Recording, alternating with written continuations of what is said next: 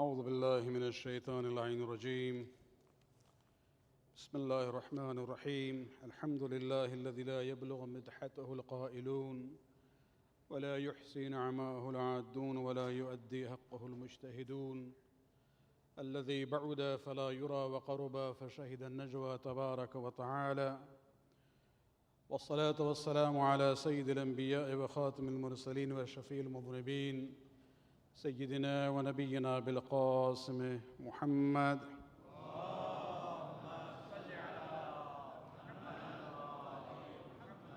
وعلى أهل بيته الطيبين الطاهرين المعصومين الذين أذهب الله عنهم الرجس وطهرهم تطهيرا.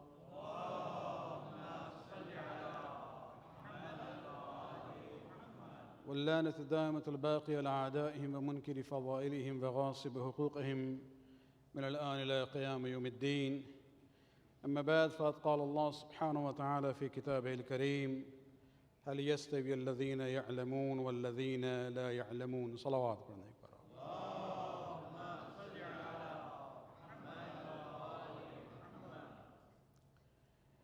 May Allah subhanahu wa ta'ala bless you for participation in the Azhar of Ahlul Bayt, where we are commemorating this evening the wafat of our fifth Imam, Imam Muhammad Al-Baqir a.s.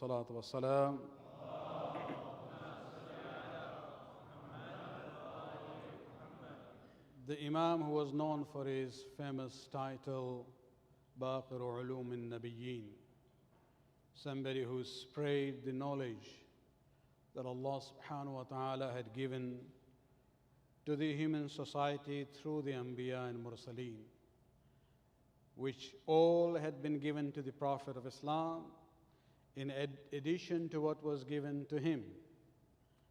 And all of that he was commanded by Allah subhanahu wa ta'ala to pass it on to Ali, and from one Imam it goes to the other Imam.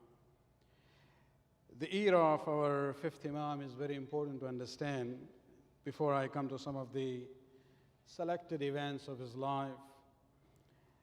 When we look at the history of our Imams, the first three Imams, this is the era of survival for the Shia community. As far as Amir al-Mu'mineen is concerned, this was the struggle of establishing the truth of his claim about Imamat, Vilayat and Khilafat. And after that, we go through this challenging period during the time of the second Imam, and then you see that things become even worse, culminating with the massacre in Karbala. But that was the worst that they could do. But they realized they cannot eliminate Ahlul Bayt or the followers of the Ahlul Bayt. And after that, things change. Even the strategy of the enemies change. And even the focus of the Imam was now no more the issue of survival. That was already established, that this is a group and this is a mazhab which cannot be eliminated. And we have seen in the last 1400 years, in many, many places in the Muslim world, the attempt has been to eliminate the Shias, but they have always come back in larger number and with even more power and prestige. And so now the second stage, when we look at the fourth Imam's time and the fifth and the sixth Imam, this is the era of educating the community. Because the first three Imams, they did what they could do during their own times. But because, relatively speaking, the community was not still in the situation of calm and peace, they could not really sit down and go through the process of, proper process of teaching and learning. And that is why you'll see the fifth Imam himself says that the Shias during my time were not even aware of some of the basic issues of taharat and namaz. And so we see that the process started with the fourth Imam, but really took it more, aggressive and organized form during the time of the fifth Imam, and that process of education and ta'aleem reached to the peak during the era of the sixth Imam. And so that's where we see, that's why when we look at the foundation of the mazhab of Ahlul Bayt, as far as our resources are concerned, after the ahadith of the sixth Imam, then we have the number. As far as the number are concerned, second would be the sayings of our fifth Imam, Imam Muhammad Al-Baqir a.s. Salawat.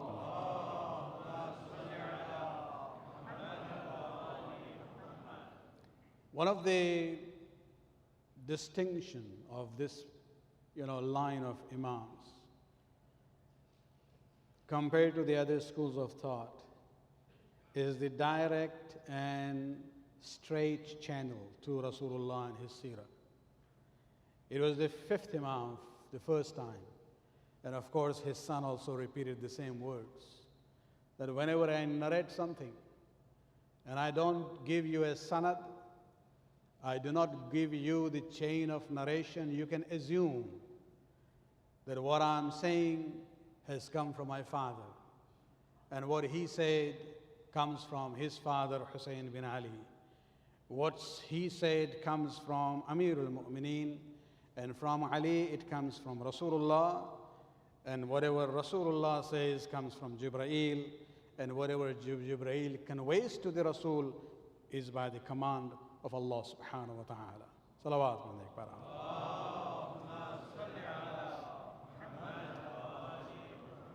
And the fifth and the sixth Imam, you will see, they will just say, Qala Rasulullah. They will not go through the process of sanad. Except in one case, in the life of the fifth Imam, and that's very interesting, and there is a real reason behind it. Our fifth Imam actually narrates the hadith of Saqalain through a channel which is not of the Ahlul Bayt. A channel of the Sahabi of the Prophet who lived longest. He says that I have been told by Jabir bin Abdullah al-Ansari, who says that Rasulullah said, Inni tarikum fikum as-saqalain, kitabullah wa itrati ahlu bayti. Salawat.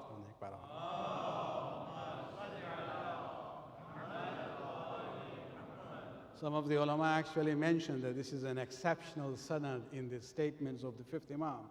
He never, goes through Sahaba. But there was a reason here. This is Hadith Saqalain. This is one of the main, bases of the vilayat of Amir al-Mu'mineen. And there is an accusation from the other side. They say, well, their statements of our fifth and sixth Imam, they call it mursal. Mursal means narration of the Prophet which doesn't have sanad between the narrator and the Prophet, because they didn't see them. So this is mursal, that doesn't have any value. But since this was a controversial issue between the madahib, Imam wanted to do itmam hujjat. That now I'm not talking about our internal, silsila that we have in the family. Now I'm going through your silsila here, and the Sahabi who lived the longest, who brought the salam of Rasulullah, my grandfather, to me, he was there. And he himself, heard Rasulullah saying, Inni tarikum fikum as-saqalain, kitabullah wa itrati ahlu bayti. Salawat.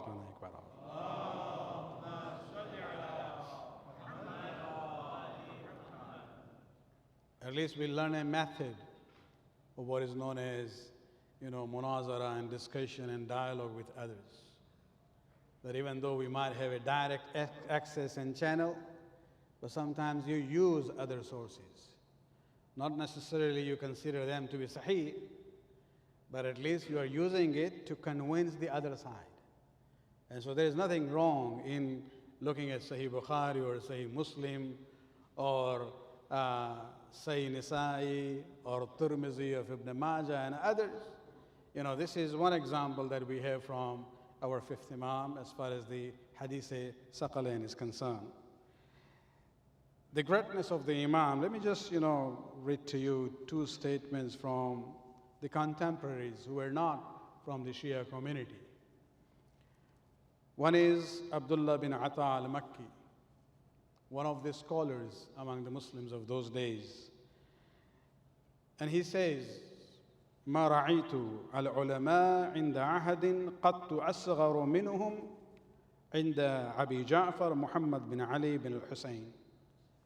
He says, I have never seen ulama attending a lecture of somebody who is younger than them in age, except in case of Abi Ja'far Muhammad bin Ali bin Hussein.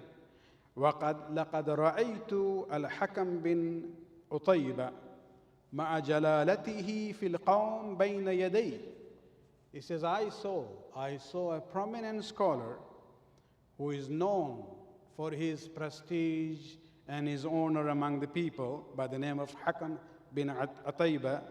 He says, I saw him in the presence of our fifth Imam, كأنه صبي بين يد معلمه. I saw him sitting there just as a child would sit in front of his teacher.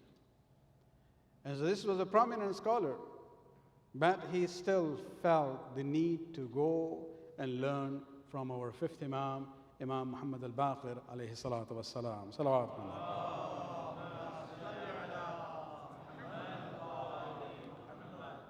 Although among true scholars there is not an issue of age, but of course this shows that if the difference of age is very great, and if those who are known to be great scholars in the community still go and sit, seeking knowledge from someone who is much younger than them, then that shows quite a lot about the teacher himself. Otherwise, in the history of our ulama, you will see that there is no limit as far as seeking knowledge is concerned. Look at the example of Allama Hilli and Muhaqqiq Tusi. They were contemporaries. Muhaqqiq Tusi was more expert in what is known as the rational sciences of Islam. Falsafa, theology, astronomy. And Allama Hilli was more expert when it came to proper Islamic sciences. And when they met and they knew one another, they spent some time, he teaching him the rational sciences and the other teaching him the religious sciences. Both of them were, at their own levels. And so this process of knowledge doesn't stop and shouldn't stop. When the Prophet says, go and seek knowledge, min al-mahad ila al-lahad, he doesn't even put the restriction about the source of knowledge. He says, al-hikmatu dhallatul mu'min. Wisdom is the lost property of a believer. Khuduhu. Go and seek that. Take it. It belongs to you as a believer. Walau min famil mushrik, even if it is in the mouth of a mushrik. But you should be at least on the level where you can distinguish wisdom from garbage. That is the condition.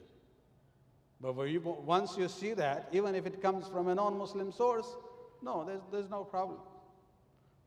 So this is one example of the seerah that we have to learn, that even scholars of the time who were much older than the Imam felt the need to go and seek knowledge from Imam Muhammad Al-Baqir a.s. Salawat.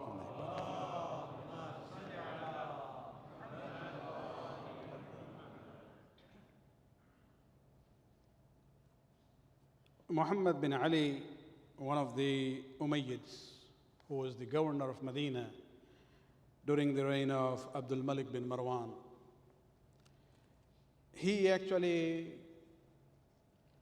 got an instruction, a written instruction from Damashq, from the Khalifa, Abdul Malik bin Marwan, basically telling him that, bring Muhammad bin Ali al-Baqir to me, arrest him, put him in chains and shackles, and in that form send him to me.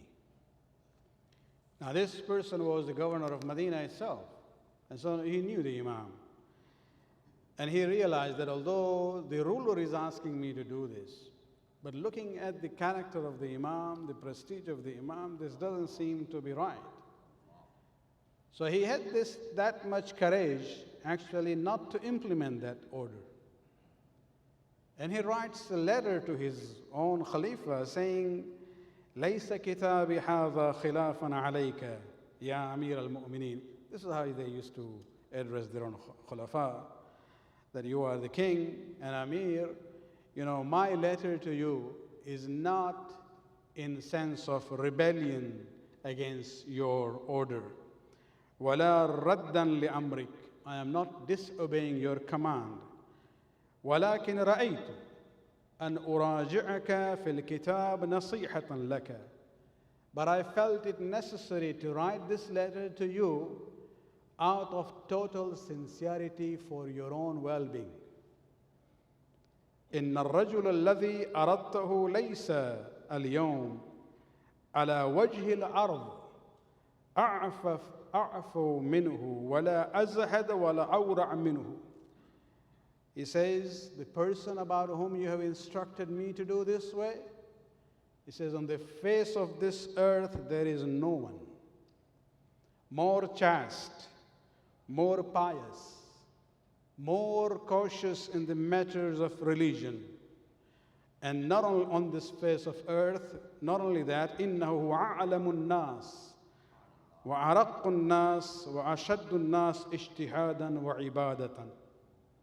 And I know him to be the most learned of people during our time, and somebody who is very much involved in exerting his full extent of his power and ability for worshipping Allah subhanahu wa ta'ala.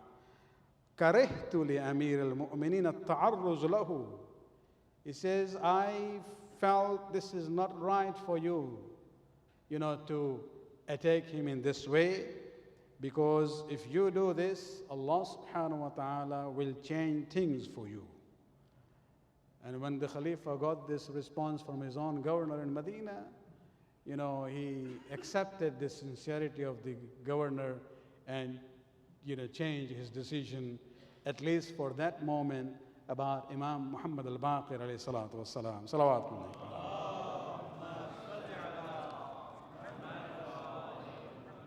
And so this is as far as, the impact of his personality on those who were living at that time, his contemporaries, and they were not necessarily from the Shia community.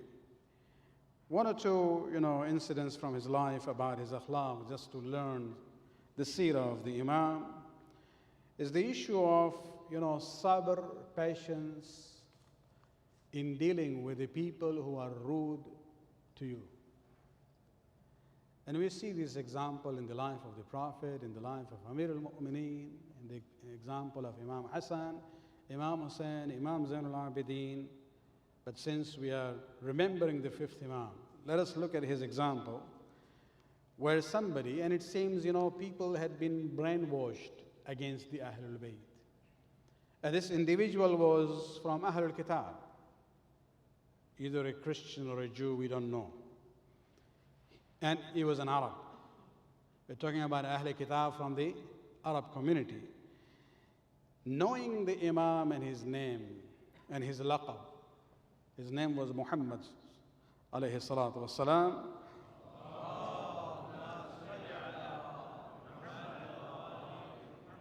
But Baqir was the laqab, the title. So he knew that. So he comes and, when he met him, instead of addressing him the way he is addressed normally, he says to him, Anta Baqar. Baqar means a cow. And Baqir is very different. According to historians, Imam was lenient. He smiled at him and he says, maybe you've forgotten my laqab. La ana baqir. I am not baqar, I am baqir.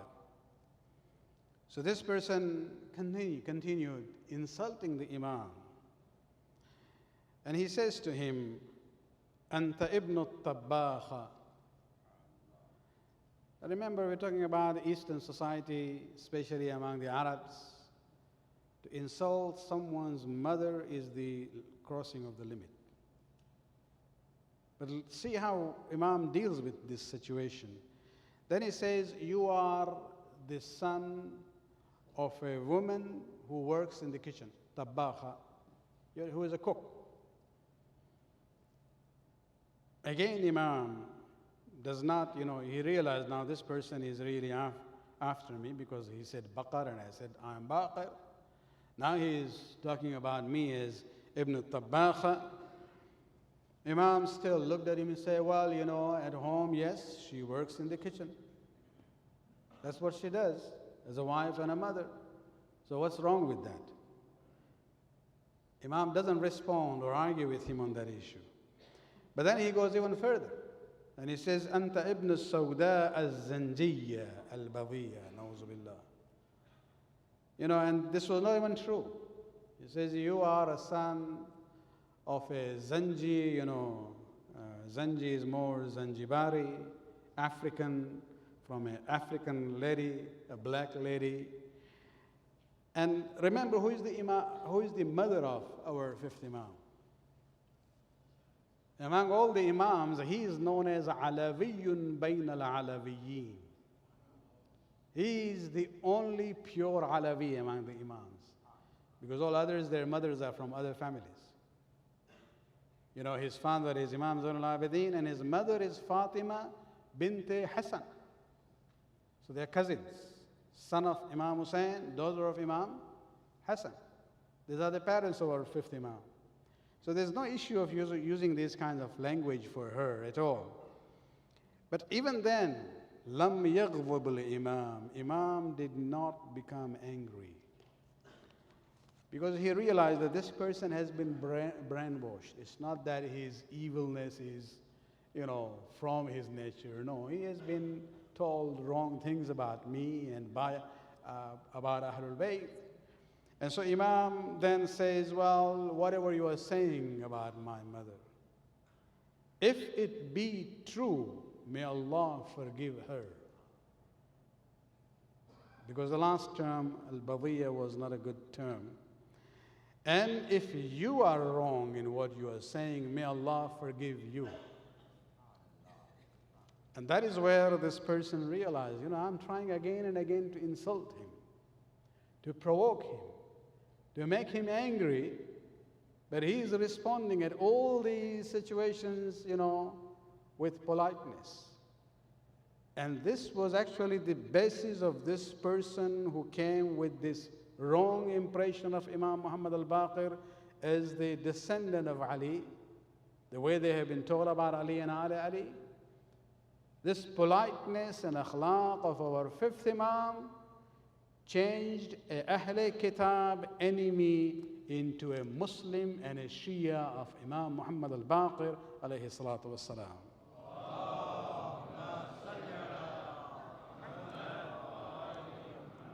This is where he says, I'm from the Ahlul Kitab and I see the narrations of the Anbiya. Your akhlaq is the akhlaq of the Anbiya. Salawat.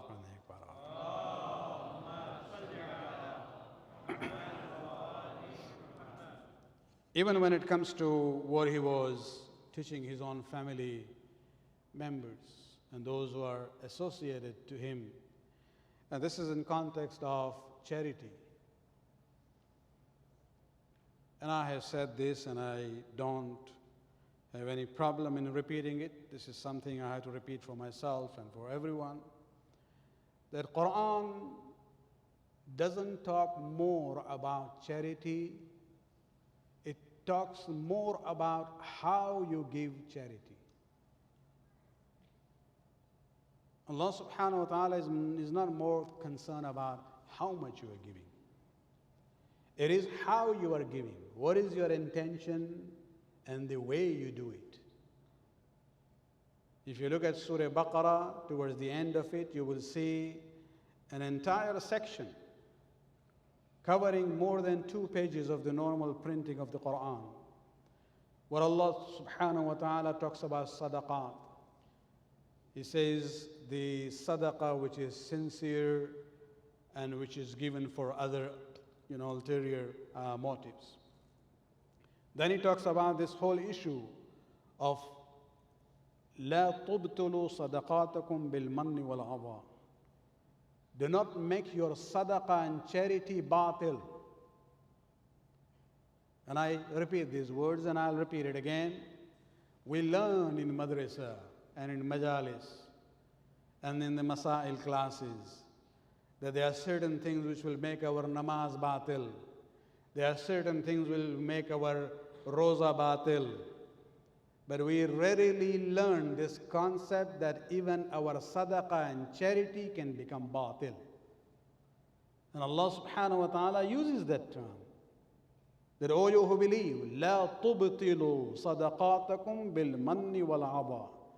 Do not make your sadaqat, your charity, batil, null and void, on the basis of man wal aba. Man means giving it in such a way that the person on the receiving end feels, you are putting him under obligation and favor.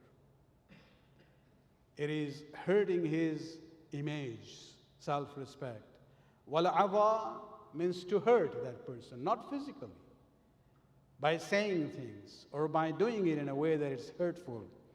And this is the example where we see that our Imam becomes the embodiment for that value of the Quran about giving charity with total sincerity and in the way that it pleases Allah subhanahu wa ta'ala. Quran is the guide and Imam is the example for us.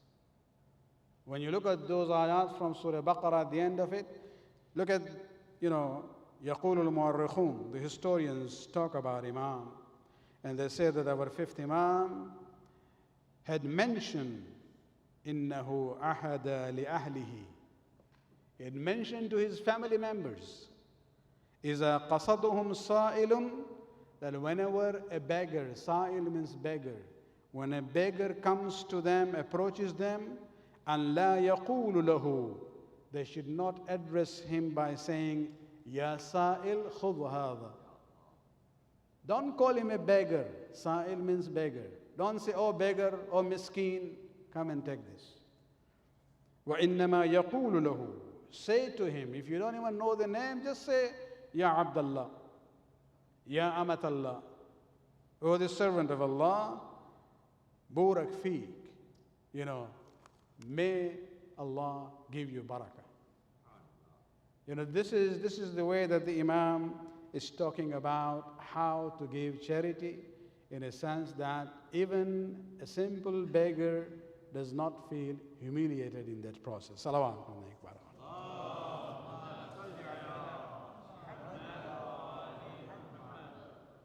Even when it comes to the concern for the mu'mineen among ourselves. Imam, there is a statement by some of the historians that among Banu Hashim those days, Imam was financially weak compared to other members of Banu Hashim. But even then, he would go out of his way to be concerned about Banu Hashim and the other mu'mineen and members in the community. A person by the name of Hassan bin Kathir, he went through some difficulty in his own lifetime, went to the friends. He was affluent before, but things changed. With affluence, you have friends. When the affluence is gone, it's as if you have influenza. Nobody wants to get even close to you. And this was the situation of this fellow by the name of Hassan bin Kathir. He goes and complains to our fifth Imam, and he says, the friends that I had, when I was okay, they were good. Now that I'm in need, nobody wants to really even approach me. فَتَأَثَّرَ عَلَيْهِ السَّلَامِ. Imam became, it impacted on him. when he heard about the akhlaq, the bad akhlaq of some of the individuals in the community. And he says, بئس الأخ يرعاك غنيا ويقطعك فقيرا. The worst of the brothers are those who are concerned about you, or they respect you when you are affluent, and then they cut ties when you are faqir. And then he ordered his own slave to bring a bag of money which had 700 dirham, and he gave it to Hassan bin Kathir, and he says, use this. Once you run out of this and you still need more, then let me know about it. Salawat.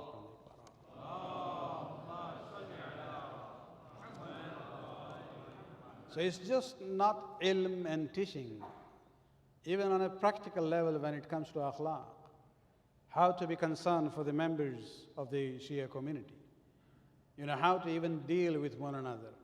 These were the issues that Imam is basically, giving us the example in his own life. When it comes to the importance of the Imam as far as knowledge is concerned, just two more examples. One of the prominent scholars among Ahl Sunnah wal Jama'ah of the early days is a fellow by the name of Abdullah bin Umar, the son of the second Khalifa. He in the Sunni books is considered to be one of the prominent, tabi'een, if not Sahabi, I'm not sure whether he saw the Prophet. And his views are quoted very, frequently in their books. The age and generation-wise, he is contemporary of Imam Hassan and Imam Hussein. So Imam Muhammad Al-Baqir a.s. was much younger, almost 2 generations away. But even Abdullah bin Umar, who was alive at that time, sometimes when he would get struck, when people come and ask him questions, إن رجلا سأل عبد الله بن عمر عن مسائل film يقف على جوابها. A person came to Abdullah bin Umar, asked him some questions, he didn't know the answer. فقال للرجل, he said to that person, اذهب إلى ذلك الغلام. This is happening in Masjid al-Nabi, where Imam was sitting in one corner with his companions. He points towards the Imam, and he was young, our Imam. He says, اذهب إلى ذلك الغلام. Go to that young man. فأسأله. Go and ask him the questions that you asked me. I don't have the answer. But not only go and ask him and get the answer, وَعَلَمْنِي بِمَا يُجِيبُكَ. Once you get the answers for him, come and share it with me. And so this person goes to the Imam, asked him the question, got the answers. Then he went back to Abdullah bin Umar and informed him about the answers given by Imam Muhammad Al-Baqir a.s. And that is where Abdullah bin Umar says, إِنَّهُمْ أَهْلُ بَيْتٍ مُفْحَمُونَ or مُفَحَّمُونَ, that indeed they are the Ahlul Bayt who have been given understanding and ilm and knowledge. Salawat.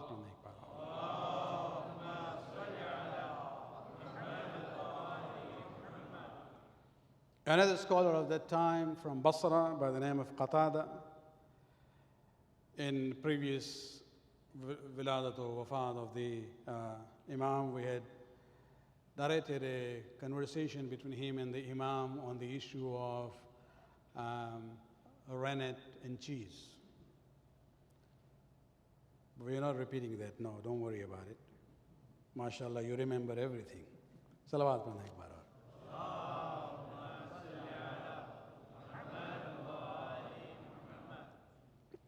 Qatada is a prominent alim, a faqih of Basra, and he is one of those who sometimes when he would come to Medina, he would go and sit with the other scholars seeking knowledge from the Imam.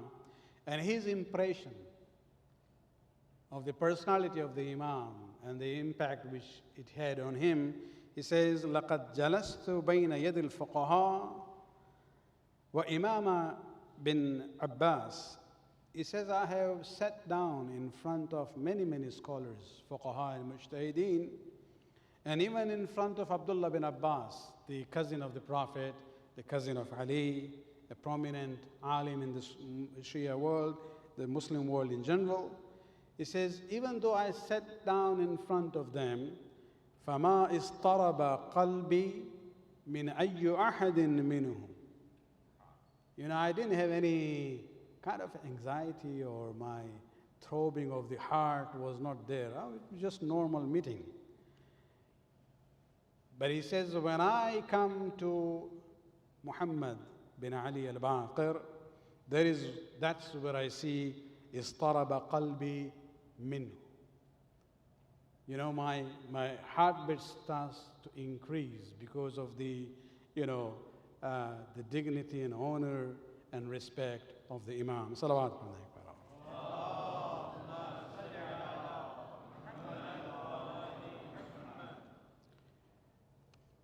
One very simple advice from the Imam that he gave to Umar ibn Abdul Aziz. Umar ibn Abdul Aziz is the only Umayyad Khalifa who is considered to be the most just. Syed Rizvi, the compiler of Nahl al-Balagha, who was a man of letters, expert in Arabic literature, and that was the focus when he compiled the sayings of Ali. And he was a very accomplished poet in his own right. He has 2 lines of poetry. And since he's a Syed, he's from Banu Hashim, he says that if the eyes of a Hashimi would ever shed tears on a Umayyi, it will be on Umar ibn Abdul Aziz. Because of his, goodness and kindness towards the Ahlul Bayt. There were certain, meetings between the 5th Imam and Umar ibn Abdul Aziz. In one of the meetings when the Imam was now leaving the gathering, Umar ibn Abdul Aziz says, can you give me an advice before you leave? And Imam said a very short sentence, which is even for us, especially those who are in the position of power and authority, wherever they are, whether at home, in their office, in a community, or the society, or whatever. Where he says, Usika bi taqwa Allah. Number 1, I advise you to have the taqwa of Allah subhanahu wa ta'ala. And then he says, وَاتَّخِذَ الْكَبِيرَ أَبًا وَالصَّغِيرَ وَلَدًا وَالرَّجُلَ أَخًا. He says, then look at the person you are dealing with. If he is older than you, consider him like your father. If he is younger than you, consider him to be like your son. If he is same as your age, consider him to be your brother. If you start looking at people from that perspective, then your attitude will change. And that is where we will have peace and harmony. And I think we need here quite a lot. This is not for Umar ibn Abdul Aziz only. This is for each one of us. When we deal with one another, an elderly person is like the father, young ones are like our children, and those who are on the same age are like our brothers. Salawat.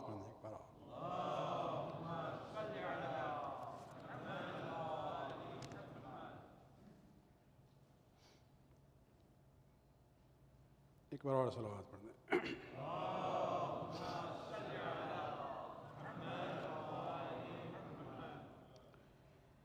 Hisham बिन अब्दुल मलिक के दौर में इमाम की वफ़ात जो वाक़ हुई है ज़ाहिर के ज़रिए, चूँकि खुलफ़ाए बनु उमैया में सिवाय उमर इब्न अब्दुल अज़ीज़ के सब दुश्मनान अहल बैत थे। और एक मौका आया है कि हिशाम बिन अब्दुल मलिक ने इमाम को दमिश्क बुलाया था उसी मकसद के लिए, एग्जैक्टली जिस तरह से मुआविया जनाब अकील के साथ या अब्दुल्ला बिन जाफ़र के साथ वो गैदरिंग करता था ताकि इनको तंग किया जाए अपने हवाली मवाली के ज़रिए भी कि जब आएँ इस जलसे में तो अली की बुराई करना। وہی رویہ ہشام بن عبد الملک کا بھی تھا، اور امام نے وہاں ان کا جواب دیا، لیکن چونکہ وہاں پبلک بھی موجود تھی، آخر میں امام کھڑے ہوتے ہیں بالکل اپنے والد کی طرح، جس طرح سے یزید کے دربار میں امام زین العابدین نے کھڑے ہو کے تقریر کی تھی، بالکل اسی انداز سے دمشق میں امام محمد باقر علیہ السلام نے تقریر کی ہے، جس میں فرماتے ہیں چونکہ پبلک سے بھی وہ آواز شروع ہوئی امیر المومنین کے خلاف برا بھلا کہنے کی، اور وہی عنوان تھا کہ تم جو ہے ابو طالب کے بیٹے ہو، اور تمہارے خاندان میں سوائے امت کو ڈیوائیڈ کرنے کے اور کچھ نہیں کیا ہے، یہی عنوان تھا کہ یہ علی اور آل علی جو ہیں یہ امت کو ڈیوائیڈ کرنے والے ہیں۔ اس پر امام کھڑے ہوتے ہیں اور پبلک سے خطاب کرتے ہیں، اجتنبوا اہل الشقاق وذریۃ النفاق وحشو النار وحسب جہنم عن البدر الظاہر والبحر الزاخر والشہاب الثاقب وشہاب المؤمنین والصراط المستقیم، کہ اے اہل شقاق، تم ہی ہو جنہوں نے مسلمانوں کو دو حصوں میں تقسیم کر دیا ہے، تم ہی منافقین کی ذریت میں سے ہو، تم ہی ہو جو جہنم کے ایندھن اور فیول بنو گے، اور تم ہی ہو جو جہنم کے فائر وڈ بنو گے۔ اجتنبو، اپنی زبان کو کنٹرول کرو، اس کے خلاف باتیں نہ کرو، جو ایک بدر تھا، جو ایک چاند تھا، اور جو سمندر تھا علم کا، اور جو ایک ستارہ تھا مومنین کے لیے، اور جو صراط مستقیم تھا۔ تم اس کو برا کہتے ہو، ہم اس کو صراط مستقیم کہتے ہیں۔ علی کی طرف اشارہ ہے۔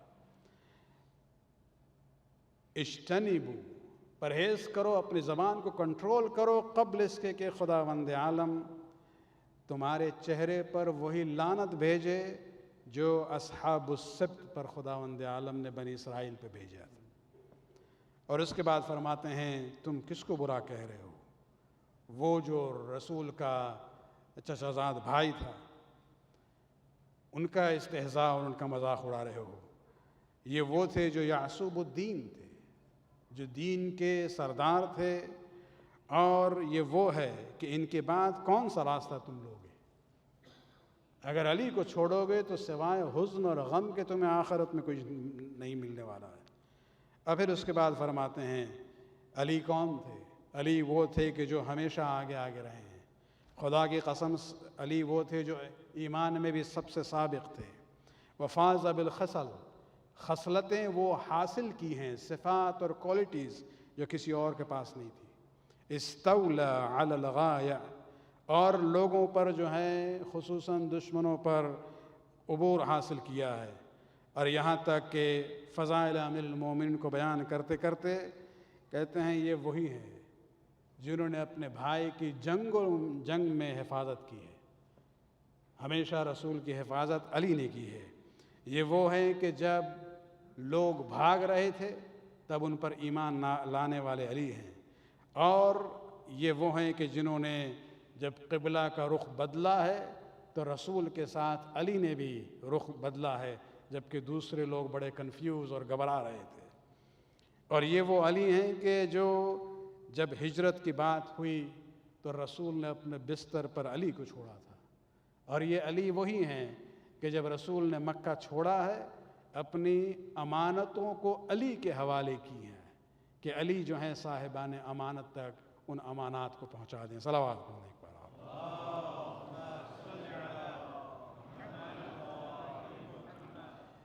یہی عنوان تھا۔ اور اس کے بعد، اس تقریر کے بعد، ہشام بن حکم حکم دیتا ہے کہ امام کو زندان میں ڈال دیا جائے۔ تو یہاں عجیب و غریب ہمیں سملیرٹی نظر آتی ہے کہ امام زین العابدین نے بھی تقریر کی ہے دربار میں، امام محمد باقر نے بھی تقریر کی ہے دربار میں، لیکن فرق یہ ہے کہ امام زین العابدین اس وقت قیدی بن چکے تھے، اور امام محمد باقر بعد میں قیدی بنے ہیں اس تقریر کی وجہ سے۔ لیکن خیر وہ زندان کا دور زیادہ نہیں چلا، پھر امام کو رہا کر دیا گیا، امام مدینہ آتے ہیں۔ لیکن وہی دور تھا ہشام کا کہ جہاں امام کو زہر دیا گیا، اور زہر دینے کے بعد یہی مہینہ تھا ذی الحجہ کا کہ امام کی جو طبیعت خراب ہوئی ہے اور جو بس آخری وقت آیا ہے، امام جعفر صادق علیہ السلام کو بلانے کے بعد امام باقر نے جو وصیت کی ہے، صرف ایک جملہ کو سن لیں اور پھر اس کے بعد ہم مجلس کو ختم کرنا چاہیں گے۔ ایام حج کے بھی ہیں، اور امام نے اپنے وصیت میں بھی ایک عجیب و غریب بات کی ہے۔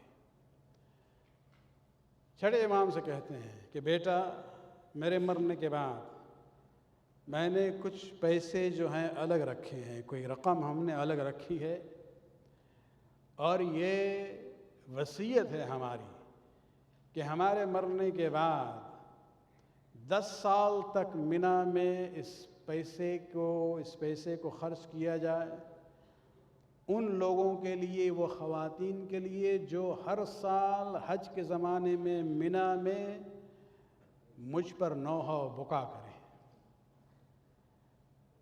جب ہم نے یہ وصیت دیکھی ہے پہلی بار تو ہمیں یہ عجیب وصیت نظر آئی کہ آخر یہ 5ویں امام نے یہ وصیت کیوں کی تھی۔ تب ہمیں امام کا وہ بچپنا یاد آتا ہے۔